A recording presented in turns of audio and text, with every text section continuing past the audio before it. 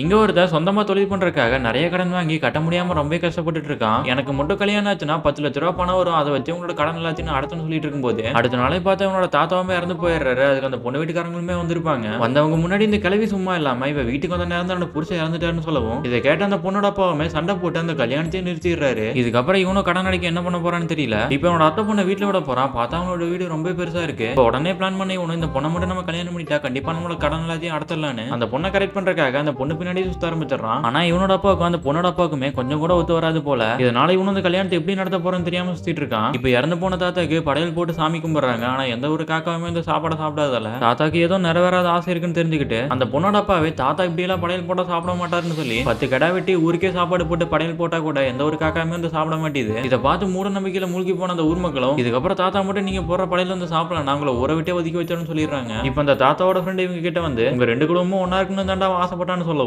இந்த விஷயத்தை கேட்டதுக்கு அப்புறம் அந்த 2 குடும்பமே ஒண்ணு சேர்ந்துருது. இப்ப அந்த 2 குடும்பத்துல இருக்கவங்க எல்லாருமே ஒண்ணு சேர்ந்து படையல் போட்டதால காக்காவுமே வந்து சாப்பிடுது. தாத்தாவோட ஆத்மாவுமே சாந்தி அடைஞ்சிருது.